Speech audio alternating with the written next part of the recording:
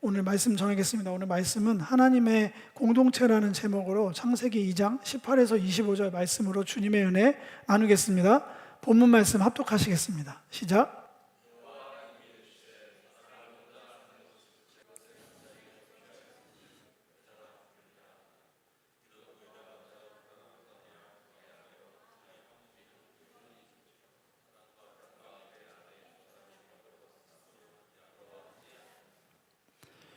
아멘. 창세기 2장의 마지막 구절입니다. 가정의 기원 그리고 가정의 달에 많이 회자되는 본문이기도 하고 또 여자의 기원을 얘기할 때 많이 쓰는 본문인데 그 기본적인 내용들을 넘어서서 하나님께서 원하시는 공동체, 교회를 조금 더 고민해 볼 수 있는 시간 되기를 소망합니다. 먼저 동반자 좀 살펴보길 원하는데요. 여호와 하나님이 이르시되 사람이 혼자 사는 것이 좋지 않다라고 이 다음 본문은 이야기하고 있습니다. 먼저 이 본문에 나온 앞에 본문들의 내용을 한번 상기해 볼 필요가 있는데요. 창세기 2장 들어오면서 하나님의 생명으로 풍성한 에덴 정원의 확장은 놀랍게도 정원지기의 사명에 대한 순종을 통해서 이루어짐을 우리는 듣게 됐습니다. 하나님이 하실 수 없어서 그런 게 아니죠. 하나님의 방법이죠. 창조 질서를 세우시고 하나님의 형상을 세우지 않아도 하나님은 아마 통치하실 수 있었을 겁니다. 당연하죠. 근데 하나님의 통치 질서, 또 오늘 주로 나눌 공동체, 하나님의 속성을 담을 그릇을 준비시키는 과정에서 정원지기에게 아바드 샤마르라는 사명을 허락하셨습니다. 이 사명을 수행할 때 비로소 에덴에 있던 생명과 기쁨이 온 열방 가운데로 확장되는 하나님의 참된 안식, 참된 영광이 드러나는 과정이 있었습니다. 그 사명을 이제 막 지키려고 할 때 더 근본이 되는 것을 명령을 통해서 말씀하셨죠. 지난주의 내용입니다. 창조의 체계와 온전한 관계, 그거에 대한 인정이죠. 하나님의 어떠한 명령을 수행한다는 것은 그런 전적인 신뢰를 바탕으로 하기 때문에 이것은 엄연히 예배의 영역입니다. 하나님의 어떠함을 전적으로 순종하고 신뢰한다. 그것이 예배의 본질이니까요. 그런 배경 안에서 이제는 내용이 어떻게 연결되는 게 자연스럽냐면 이제 명령에까지 내렸으니까 이 명령을 붙들고 아담이 아바드 샤마를 한 거 얘기가 나오면 딱 정확하게 얘기가 흘러가는데 이 맥락 안에서 전혀 새로운 에피소드가 하나가 등장합니다. 그 등장한 내용이 바로 혼자 사는 것이 좋지 않다라고 시작되는 18절부터 25절까지의 큰 단락입니다. 좋지 않은 것, 어색한 표현입니다. 창세기 1장에는 좋은 것만 가득하거든요. 좋았더라, 좋았더라. 히브리어 토브인데요. 좋은 것, 이 기분 좋은 어떠함이 아닙니다. 감정 언어가 아니에요. 하나님께서 오늘 이거 되게 좋은데? 오늘 별론데? 이렇게 그냥 그렇게 왔다 갔다 하는 그런 언어가 아니라 하나님께서 창조하신 기능과 목적에 부합하느냐, 그 존재가 존재대로 그 자리에 있어서 그 역할과 기능을 감당하느냐에 대한 창조 질서에 대한 얘기죠. 1장에 할 때마다 보시기에 좋았더라 나왔다는 건 하나님께서 말씀하신 그대로 그것들이 작동했다. 그 역할을 감당했다. 그 안에서 온전하게 자리매김을 했다는 뜻이죠. 그 좋았더라가 모인 끝이 바로 하나님의 안식입니다.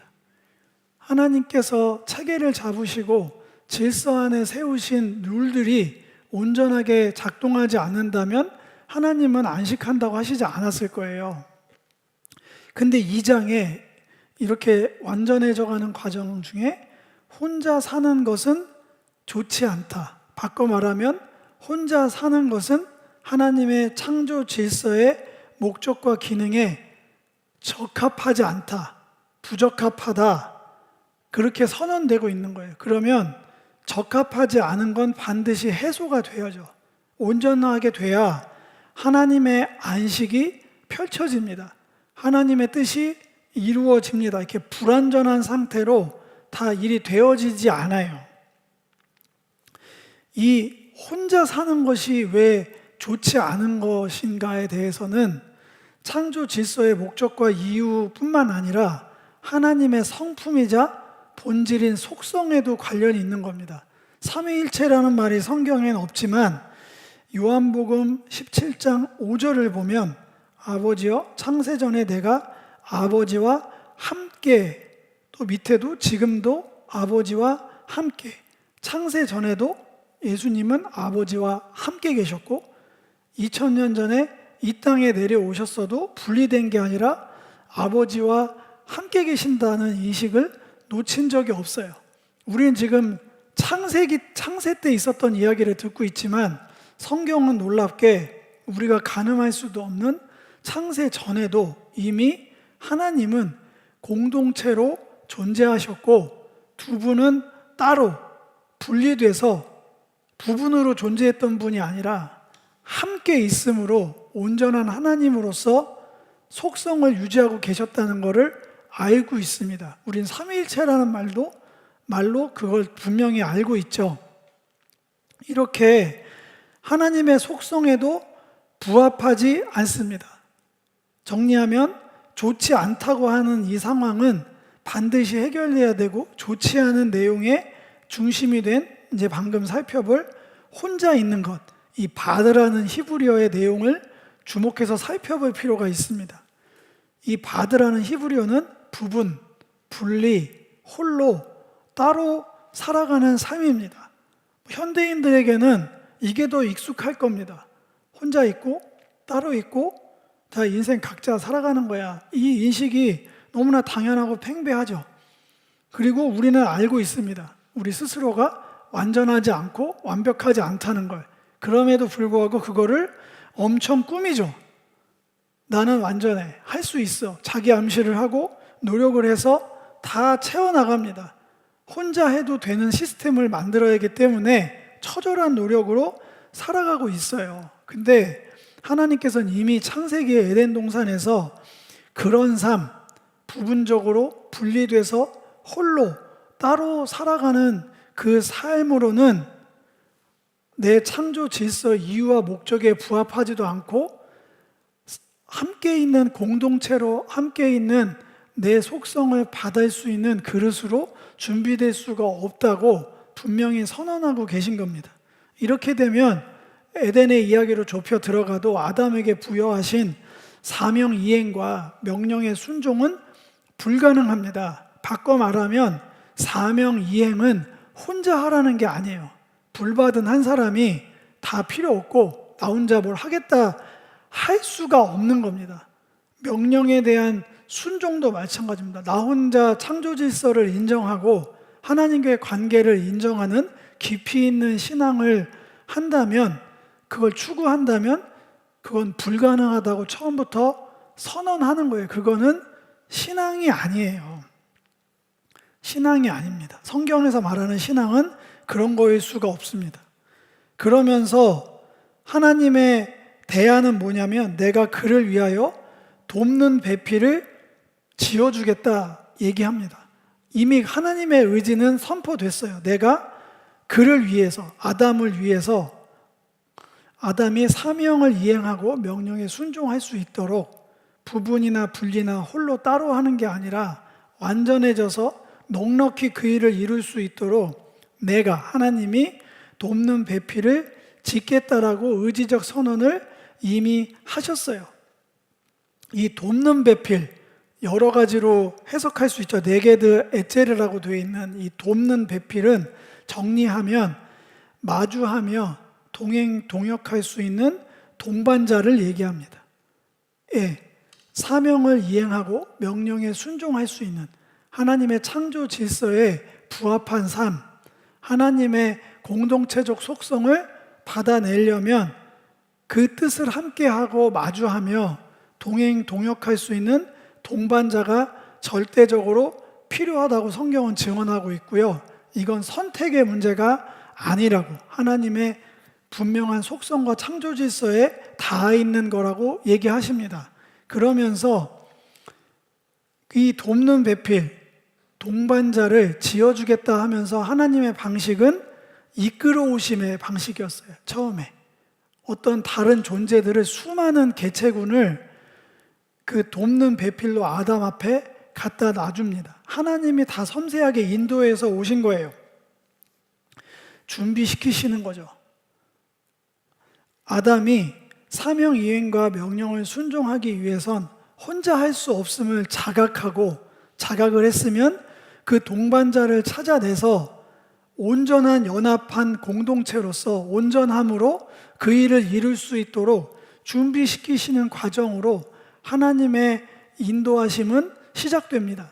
저는 하나님의 사랑을 이런 것으로 얘기하고 싶어요. 이런 것으로 정말 섬세한 배려죠. 그 일을 할 수 있도록 그 사람들을, 그 존재를 만나게 하심이죠. 여기 내용들을 살펴보면 아담은 멋지게 데려오는 족족 존재 규정을 합니다. 이거 1장에 보면 하나님의 능력이었거든요. 무엇으로 부르다, 부른 대로 그것이 그렇게 됐더라. 그게 1장의 큰 테마 중에 하나인데, 역시 하나님을 닮은 아담이 그 일들을 해내고 있습니다. 그러나 이 본문의 내용이 아담이 그런 능력이 있는지 없는지 지금 능력을 테스트하는 그 체크리스트에 있는 내용들이 아니잖아요. 지금 테마를 잊어버리시면 안 돼요. 동물들의 이름을 지을 수 있나 없나, 그렇게 지혜와 통찰이 어느 정도 준비됐나를 테스트하는 시간이 아니고, 하나님께서는 그 존재를 아담이 알아볼 수 있는가, 그 존재와 연합할 준비를 시키고 계신 과정이라고 제가 말씀을 드리고 있습니다. 하나하나 동물들이, 어마어마한 동물들이 오고 있습니다. 여기서 무슨 애완동물 이름 지어주는 걸로 상상하시면 안 돼요. 아담에게 데려온 동물에는 진짜 어마어마한 능력이, 출중한 존재가 많았을 거라고 저는 생각이 됩니다. 왜냐하면 아담이 기본적으로 들은 사명은 뭐였냐면 밭을 가는 거였어요. 그리고 그 정원을, 밭이 아니죠, 하나님의 정원을 갈아서 확장해야 되고 그 울타리를 치고 지키는 거였기 때문에 어마어마한 노동력이 들어가는 겁니다. 문자적으로, 물론 우리 그걸 예배로 풀었지만, 그러면 아담이 찾는 이 사명을 이루는 동반자는 어떤 존재여야 되냐면, 일단 어마어마한 피지컬적으로 도움이 되는 존재여야 돼요. 당연히 논리적으로, 합리적으로 따지면 그런 존재여야 될 겁니다. 제가 예상컨대 하나님이 그런 존재들로 추려서 다 보내지 않았을까? 처음부터 쫙쫙쫙쫙 이렇게 흐름을 만들어가지 않았을까? 그 중에는 이 성경의 뒤에 계속해서 나오는 패턴을 하나 기억할 필요가 있습니다. 악마적 활동을 하는 모든 존재는 다 동물로 비유합니다. 속성이, 뭐 악마의 제국의 왕이든 악의 세력이든 항상 짐승으로 묘사를 하고요. 그냥 짐승이 아니라 어마어마하게, 그 당시에서는 신으로 모실 만한, 왜 신이 됐겠어요? 소가 왜 황소가 신으로 섬겼겠어요? 인간의 10배, 20배 일을 할 수 있는 피지컬이 되니까 추앙한 겁니다. 왜 곰, 표범, 독수리 이런 애들이 악의 제국을 상징할까요? 보기만 하도 알거든요. 독수리같이 용맹하고 하늘을 지배하는 어떠함, 사람은 못하는 거거든요. 곰, 이런 존재들로 악의 제국을, 그렇게 강한 존재, 진짜 인간은 그 앞에 너무 나약하기 짝이 없는 초라한 존재로 비춰질 수 있는 그런 존재들 순서대로 다 데려왔을 거예요. 아마 본인의 부족함을 채우는 존재를 찾는 거라고 인식을 했으면 아담도 그 중에 하나로 알아보고 저 이 동물과 연합하겠습니다, 주님의 뜻을 이루겠습니다, 이렇게 얘기할 수도 있어요. 근데 다행이고 감사하게도 20절을 보면 아담이 돕는 배필을 발견할 수 없었다로 이 본문은 마무리하고 있습니다. 이 단락은 한글 성경에는 이 맞자, 발견할 수, 발견하다라는 히브리어가 없지만 영어 성경 등 히브리어 원문에도 있고 발견할 수 없었다는 얘기가 다 나와 있습니다. 골자는 이렇습니다. 하나님이 돕는 배필, 마주보며 동행할 수 있는 동반자를 아담 앞에 후보군들을 끌고 왔고, 아담은 그 존재들을 알아보긴 했으나 곰은 곰이라고 했겠죠. 뭐는 뭐라고 했겠죠. 그 존재됨에 어떠한 능력이 있는지 알아보긴 했으나 결론은 이 중엔 없습니다 라고 해서 정말 지혜롭고 통찰력 있게 알아봤어요. 여기까지는 굉장히 이제 잘 가고 있는 겁니다. 아담의 동반자 찾기 프로젝트 1탄은 감사하게도 실패로 끝나는 거예요. 다른 존재로는 대체가 불가능한 어떤 존재에 대한 갈망이 더 커졌을 거예요. 수많은 존재들을 하고 연합을 시도했겠죠. 그러나 아닌데 이렇게는 할 수 없는데, 아담은 그만큼 갈망하고 또 갈망했을 겁니다. 거기에 대한 하나님의 두 번째 인도하심이 시작됩니다. 그 내용이 우리에게 더 익숙한 이 내용이죠. 여호와 하나님이 아담을 깊이 잠들게 해서 아담이 잠들었다 얘기가 나옵니다. 이미 제가 표기했지만 히브리어 단어가 두 개가 다릅니다. 이 깊이 잠들다는 타르데마라는 이 히브리어는 거의 나오지 않아요. 거의 나오지 않고 대부분 영적인 상태의 어떠함과 연결이 많이 돼 있습니다. 대표적으로 창세기 15장 12, 13절을 보면 아브라함이 그 유명한 약속의 별, 그 하나님한테 약속을, 그 언약의 땅을 약속받은 그 맹세로 하나님이 횃불이 지나가는, 동물 사체를 지나가는 그 언약을 세우는 장면에 나오는데, 앞으로 400년 동안 있을 일들이 다 신탁이라고 하죠. 하나님께서 계시를 통해 아브라함한테 알려주는 그 대목에서 이 같은 단어가 창세기에 등장합니다.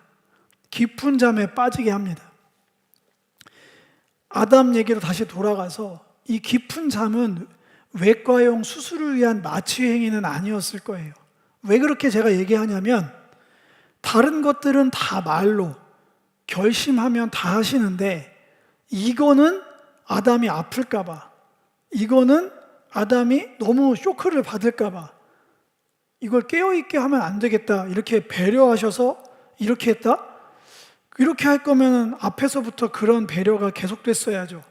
이거는 외과 수술용 마취행위라고 보기에는 내용이 이 맥락에 맞지 않습니다. 하나님의 전지전능하심에 부합하지 않아요.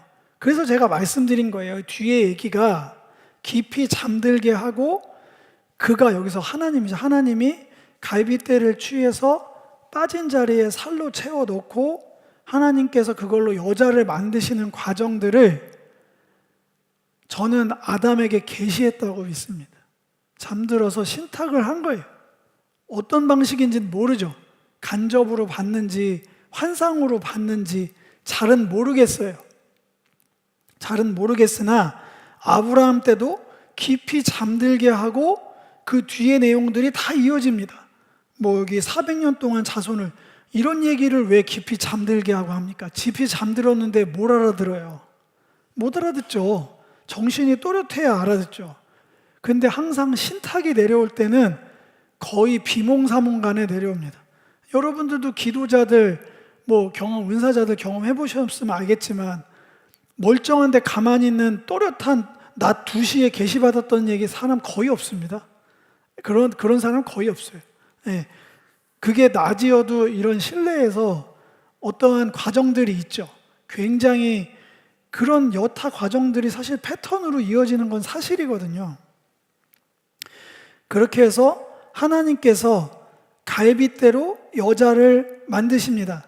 여기서 표현한 이 갈빗대, 째라라는 단어도 마찬가지입니다. 문자적으로는 갈빗대가 맞겠죠. 근데 이 히브리어 단어는 어느 것에 어떤 면, 어떤 상황, 이런 뜻이 있어요. 그러니까 아까 독처하는 것이 부분으로 분리되어 홀로 따로였고, 이 갈빗대는 어떠한 것에 어떠한 한 면, 사이드, 어떠한 측면, 이 마주 본다고 했잖아요.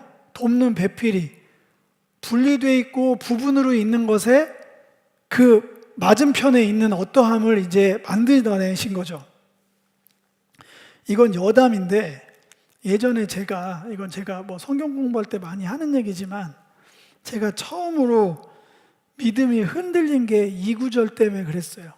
지금도 가끔 만나는 제 고등학교 친구가 안티 크리스찬이거든요. 지금은 안티까지는 아니고 그냥 넌 크리스찬인 거죠. 근데 그 친구가 저한테 무슨 질문을 했냐면, 야, 너 갈빗대가 여자랑 남자랑 다르다고 믿지? 이렇게 물어보더라고요. 그래서 저는 천연덕스럽게 그렇다고 얘기했습니다. 왜냐하면 저는 이걸 문자 그대로 그때까지 믿고 있었거든요. 10살이 넘은 시점이죠. 고등학교 1학년 때였으니까 15살? 그때까지 저는 굉장히 순진한 믿음으로 점철되어 있던 아주 사람이었어요. 당연히 갈빗대는 개수가 틀리다. 그런데 그 얘기를 하자마자 기다렸다는 듯이 갈빗대 똑같은데? 서적 찾아봐. 제가 얼마나 지식도 없고 맹목적으로 믿었냐면, 저는 제 눈을 의심했다니까요. 여자랑 남자가 갈빗대 개수가 같다는 게 좀 믿어지지가 않았거든요. 어떻게 그럴 수가 있나. 분명히 아담한테서 하나를 뺐는데 그러면 달라야 되는 거 아닌가. 그 정도 수준이었다니까요. 저는 지금 따지면 말도 안 됩니다. 왜냐하면 설령 아담은 진짜 없었을 거라고 저는 믿어요. 하나가. 근데 자녀도 그럼 유전이 돼서 하나가 없을 거란 보장이 없잖아요. 그럼 제가 다쳐서 멀쩡하게 뭐 다쳤어요. 그러면 제 자녀는 똑같이 다친 상태로 나오나요? 말도 안 되는 거. 지금 따지면 정말 너무 유치한 건데, 저는 한 방에 훅 갔어요. 저의 모든 신앙은 그 자리에서 속절없이 무너졌거든요. 그 뒤로부터 모든 걸 의심하기 시작했습니다. 성경이 가짜인가? 이걸 어떻게 믿지 하면서 긴 방황을 몇 년을 했죠. 유치찬란하게. 그래서 이거 볼 때마다 그 생각이 나서 움찔움찔합니다.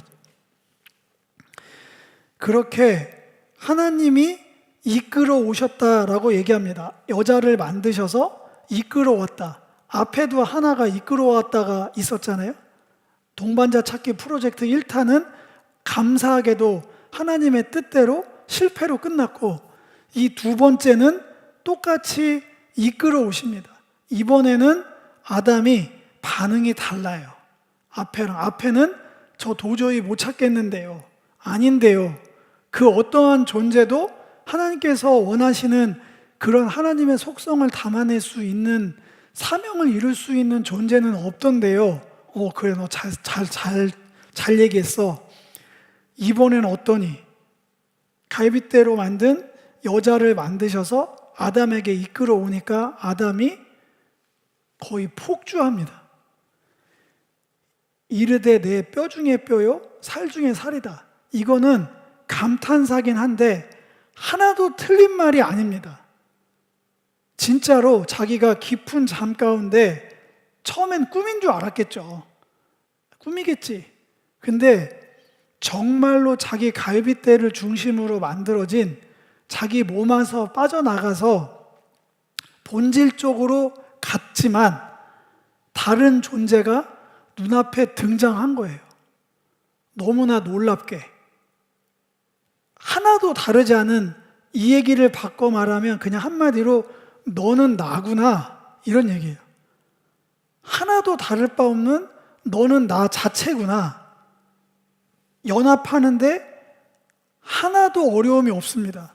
격이 같으니까. 이질감이 하나도 없어요. 유전적으로도 다르지 않고. 그게 무엇이든지 하나도 다르지 않은, 마주보고 동역할 수 있는 동반자를 드디어 만나게 된 거죠. 아담은 기쁨으로 충만합니다. 그냥 하트 뿅뿅이 된 거죠. 드디어 여자를 통해 이 남자는 온전하게 됐습니다. 여기서 말하는 온전함은 나의 모자람이 채워졌다는 그런 뜻이 아니에요. 그거보다 훨씬 더 분명하게 말씀드리면 그 온전케 됐다는 뜻은 이렇게 연합함으로 드디어 하나님의 공동체적 속성을, 성품을 담아낼 수 있는 준비가 된 거고요.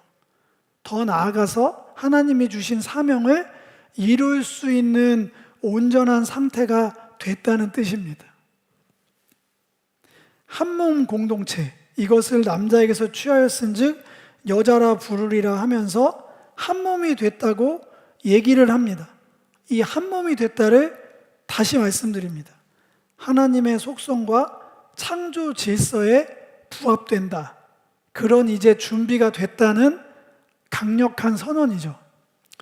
여기서 우리가 이 본문을 통해서 하나 살펴봐야 될 게 있습니다. 이렇게 나가다가 갑자기 이러므로 남자가 부모를 떠나 그의 아내와 합하여 둘이 한 몸을 이룰지로다 하면서 다른 화자가 등장합니다. 지금까지는 에덴에 하나님과 아담이 대화를 주거니 받거니 하면서 흘러왔어요. 화자와 청자가 분명했는데 이러므로라고 시작된 여기는 아담도 아니고 하나님도 아닙니다. 하나님이 선언한 게 아니에요. 인터넷 찾아보세요. 이 구절에 챗GPT 돌려보시든 뭐 여러 가지 방식으로 이러므로 이 창세기 24장의 화자는 누구인가요? 하면 하나님이라고 하는 직답으로 나오는 데는 없고요. 다 성경에 있는 건 하나님의 감동으로 쓰여졌으니까 하나님 말씀이 맞는데 이것은 듣는 자들에게 이게 여기까지 쭉 오다가 갑자기 의미를 부여한 거죠. 이러므로 남자가 부모를 떠나 그의 아내와 다바크 완전히 달라붙다. 떼어낼 수 없게 완전히 딱 달라붙어서 둘이 한 몸을 이룰지로다 나옵니다. 화자의 해설을 어떻게 해석해야 될까요? 결혼제도의 기원이 여기서 출발한 거야. 가정은 그래서 굉장히 소중한 거야. 예, 그런 내용이 있겠죠. 어느 정도. 그러나 갑자기 여기 와서 이렇게 흐름이 오다가 가정의 기원, 가정은 이렇게 탄생했어. 이거 지금 논란이 많은 구절이잖아요. 여기서 나오는 부모는 누구인가. 원래 이걸로 책이 있어요. 책이 몇 권 있습니다. 논문이. 여기서 말하는 부모는 누구고 그러면 아담 말고 뭐 다른 사람이 있었느니 시나리오가 엄청나게 나오는 구절인데요. 그런 게 주목할 이유가 아니라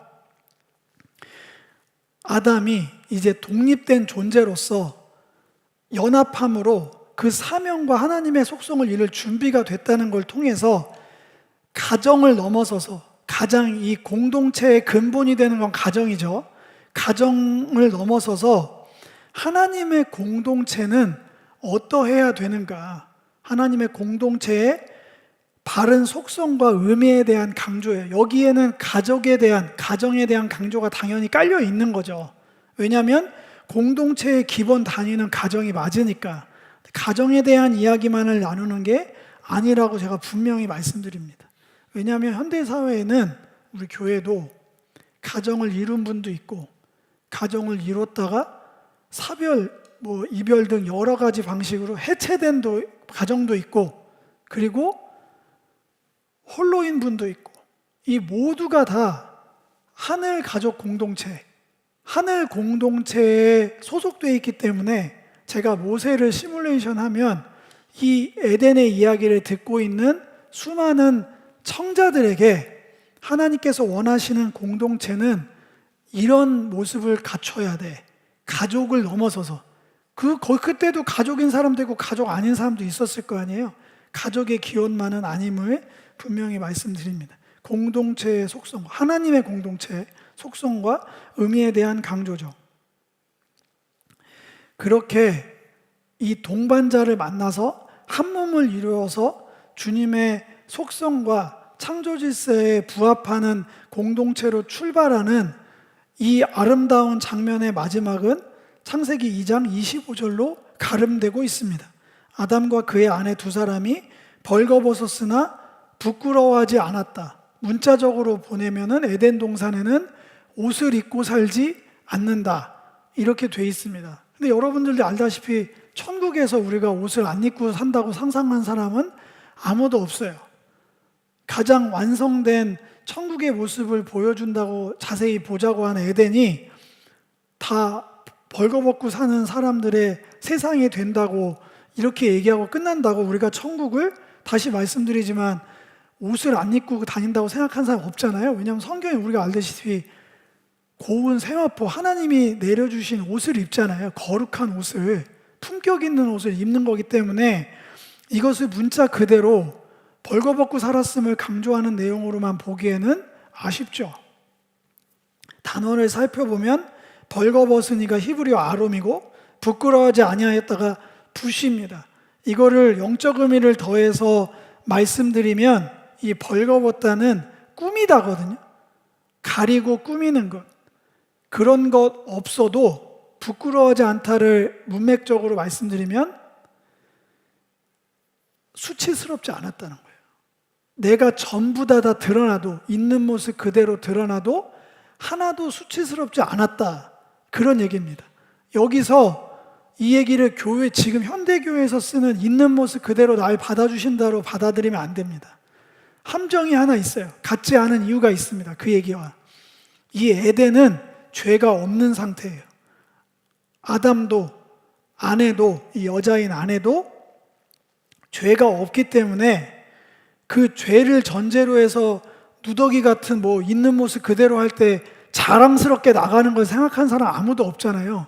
죄인 된 나, 부족한 나, 더러운 나, 이렇게 규정되어 있는 작은 나지만 주님께서 우리를 받아주신 자, 이런 신앙 고백인데 그런 얘기가 아닙니다. 여기는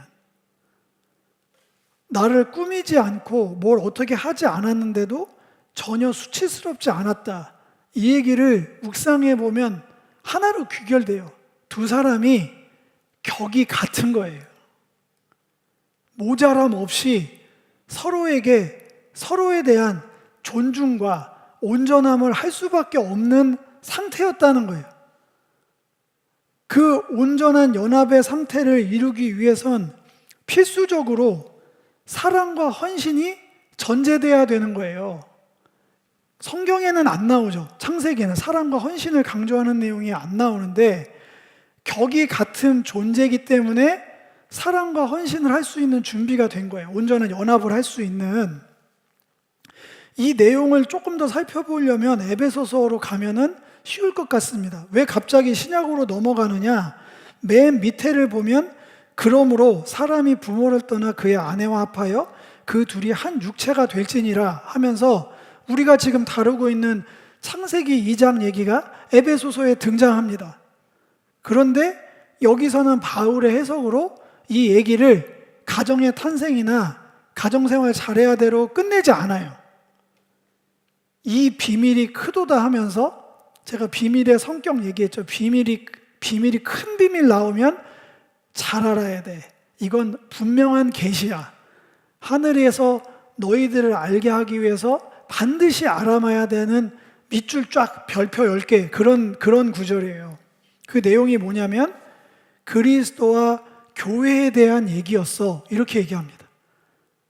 신약의 눈으로 보면 창세기의 얘기는 교회, 그리스도와 교회의 온전한 연합을 이루는 이야기였어 라고 얘기를 합니다. 그 위의 내용을 살펴보면 키워드가 2개가 나와요. 복종, 그걸 저는 헌신이라고 바꾼 거고요. 사랑, 헌신과 사랑이 여기 나옵니다. 그리스도와 몸된 교회가 연합을 하려면 그때도 사랑과 헌신이 전제돼야 됩니다. 예수님은 능력이 있어서 그냥 너 나랑 연합하자 하면 됐겠죠. 그러나 우리는 알고 있습니다. 예수님께서 이 땅에 오셔서 죽도록 헌신하셨어요. 끝까지 사랑하셨습니다. 그런데 우리는 누더기 같고 부족하고 연약한 우리만 주입이 돼 있잖아요. 근데 이걸 그리스도와 교회와 연합이라고 하고 여기 있는 성경 구절을 제가 읽어 드릴게요.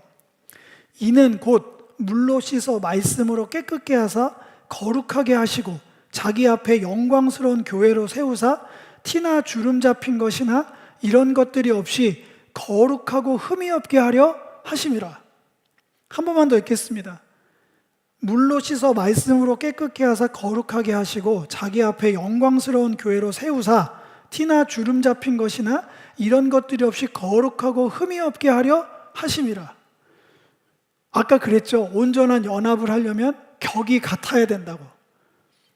우리가 기도하는 것 인정합니다. 신앙생활을 그런 겸손한 자세로 하는 것 인정해요. 근데 주님도 그렇게 우리가 끝까지 그런 류의 겸손을 원하실까요? 자기가 죽을도록 헌신하고 끝까지 사랑한 존재 교회는, 그리스도의 아내인 교회는 그런 존재가 아니에요. 주님 앞에는 벌거벗었으나 부끄러워하지 않는 두 사람의 격에 맞는 그 상태로 에덴이 끝났듯이 지금 두 번이나 읽어드린 대로 예수님의 눈앞에 있는 우리는 온전한 연합이 가능한, 예수 그리스도와 온전한 연합이 가능한 거룩하고 티나 주름 잡힌 것이요 흠 하나도 없는 완전한 존재였기 때문에 주님이 그렇게 하신 거예요. 우리는 못 믿죠. 우리 존재를 교회에서 하도 모자라고 연약하고 있는 모습 그대로 받아주시는 넉넉하신 하나님, 이렇게만 돼 있는데 그렇게 끝까지 모자라고 연약하고 뭐 흠도 많고 거룩하지 않은 존재랑 어떻게 연합을 합니까? 연합할 수 없어요. 어떻게 벌거벗었으나 부끄러워하지 않을까요? 그럴 수는 없어요. 격이 맞아야죠.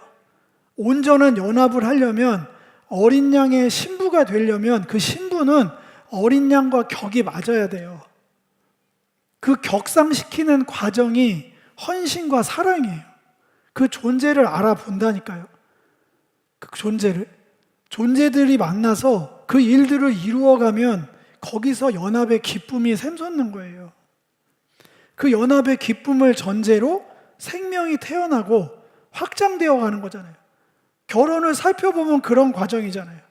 그 존재를 알아보고 만나서 하나 되어서 그 기쁨 안에서 새로운 생명이 낳고 확장되어지는 과정을 이 보편타당한 제도 안에서 결혼이란 장치로 묶어놓으신 거잖아요. 다 이해하라고.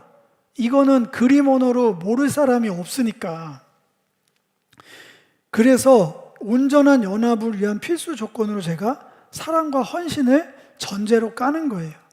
격이 같으면 온전한 사랑과 헌신으로 쏟아부을 수 있어요. 말씀을 마무리해보도록 하겠습니다. 이상적인 인생과 삶은 여러분들이 아무리 메이크업을 하고 나는 능력 있다고 꾸며봐도 혼자서는 불가능합니다.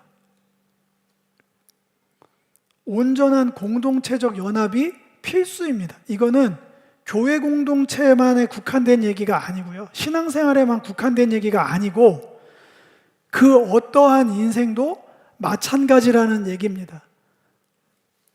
이상적인 인생과 삶을 위해서 부분적으로 분리되어서 따로 혼자 살아가는 인생은 절대로 완성될 수가 없어요. 이거는 만고의 진리잖아요.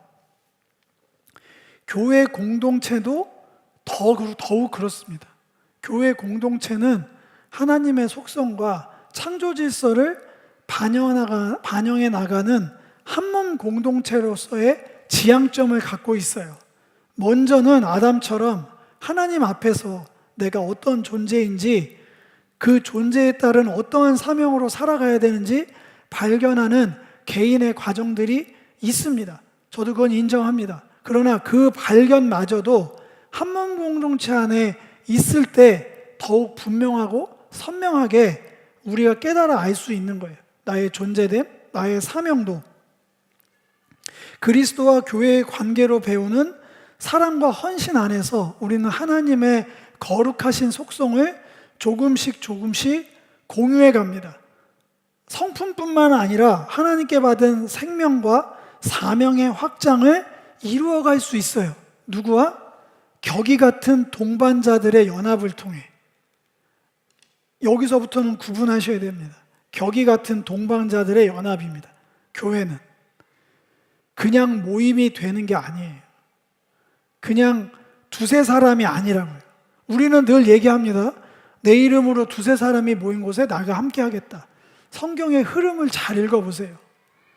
그냥 두세 사람이 모이면 주님이 항상 거기 계신지 단서가 있습니다. 그 구절을 두세 사람 공동체라고 얘기하는 그 18장, 마태복음 18장 얘기를 쭉 보면 사역의 자리예요. 두세 사람이 그냥 교제 모임으로 모인 데가 아니에요. 용서하려고 모인 자리예요. 왜 두세 사람이 모였을까요? 혼자는 용서 못 하거든요. 도저히 용서할 수가 없는 상황들이 빠졌을 때 용서라는 사역을 위해서 두세 사람이 중보하는 그 자리, 내가 함께 하겠다. 사명의 자리에 함께 하신다는 얘기였어요.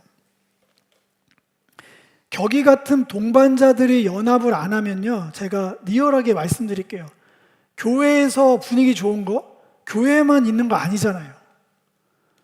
밖에 훨씬 더 많아요. 넌 크리스찬도 가족끼리 돈독하게 잘 지냅니다. 넌 크리스찬들도 친구끼리 의리 지키면서 잘 살아요. 취미 맞는 사람들끼리 모여서 화기애애하게 가정 다 돌보면서 개도 하고 개모임도 하고 사업도 같이 하면서 아주 잘 지내요, 평생 동안. 그걸 교회에다 투영하면서 교회가 이래야 된다고 얘기하는 건 어불성설입니다. 네, 더 나갈까요? 하나님이 이끄심을 통한 만남의 축복, 그 두세 사람은 내가 만들어낼 수 없는 거예요. 내가 관계 좀 만들려고 노력하고 밥같이 많이 먹고 시간같이 보내서면 만들어져요. 관계는 만들어지는데 이끄심을 통한 두세 사람 공동체 못 만듭니다. 삶을 놓고 중보하는 그 공동체는 못 만들어요. 기도 제목 뭐예요? 기도해 줄게를 얘기하는 게 아니랄까요? 그거는 얼마든지 교회 문화에서 나눌 수 있는 얘기예요. 저는 그건 공동체보다 더 경험해 보길 원하는 거예요. 그런 게 교회의 끝이라면 저와 여러분들 이미 충분히 경험했습니다. 이 문을 나가도 수많은 교회가 그 똑같은 과정을 훨씬 더 유연하게 잘할 거예요. 근데 저는 더 들어가고 싶은 거예요. 성경에서 말하는 교회가 나의 교회라고 얘기한 마태복음 16장 18, 19절에 이 반석 위에 나의 교회를 세우리니 음부의 권세가 이기지 못한다고 얘기했던 예수님의 교회가 이걸로 끝인가? 저의 목회는, 저의 성도가는 거기서 멈춰지지 않습니다. 다음 구절이 근거입니다. 그 주님의 교회는 천국 열쇠를 사용하는 교회예요. 천국 열쇠를 가지고 땅에서도 무엇이든지 매면 하늘에서 맬 거라는 믿음으로, 땅에서 무엇이든지 풀면 하늘에서 풀리리라는 믿음으로 음부의 권세와 싸워나가며 천국 열쇠로 사람을 살려내는 공동체, 그 두세 사람 공동체를 말하는 거예요. 마무리하면서 제자 삼기 한번 생각해 볼까요? 대위임 명령. 땅끝까지 이르러 내 제자를 삼아라. 그걸 일명 부흥이라고 하죠.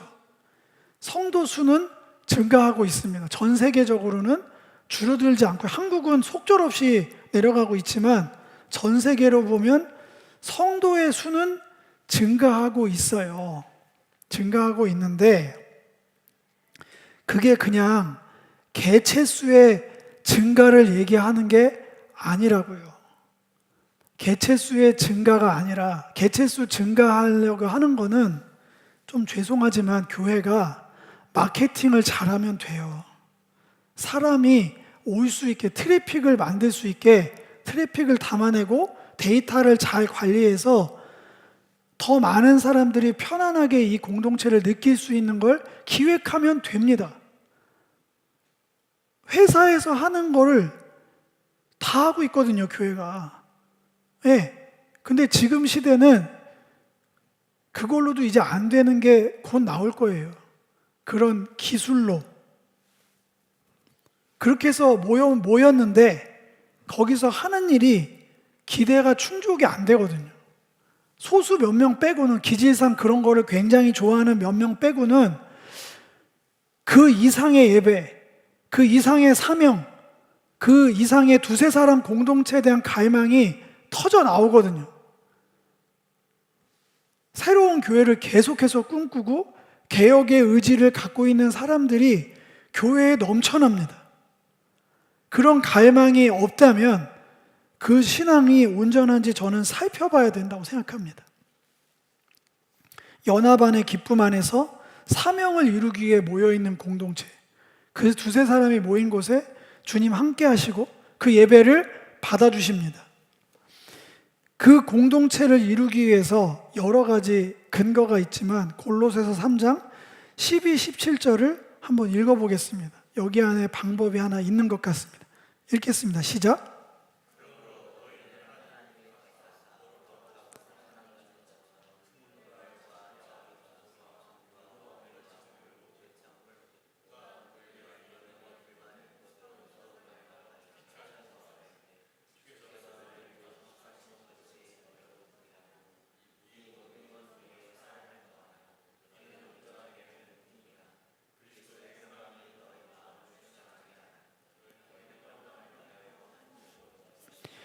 예, 평강을 위해서 한 몸으로 부르심을 받았다. 위부터 보면 하나님이 택하사 거룩하고 사랑받는 자처럼 긍휼과 자비와 겸손과 온유와 오래 참음으로 옷을 입어라. 예, 옷이 날개라고 원래 우리가 그런 속성이 없을 수 있어요. 없을 수 있으나 하나님이 우리를 택하시고 거룩하시고 사랑받는 자처럼 그렇게 격을 맞춰서 우리에게 사랑과 헌신을 쏟아부은 존재됨을 인식해서 거기에 걸맞는 품격 있는 옷을 입어라. 품격 있는 사역, 품격 있는 하나님의 속성을 갖춰라. 거기에 대표적으로 아까 얘기했던 용서가 등장합니다.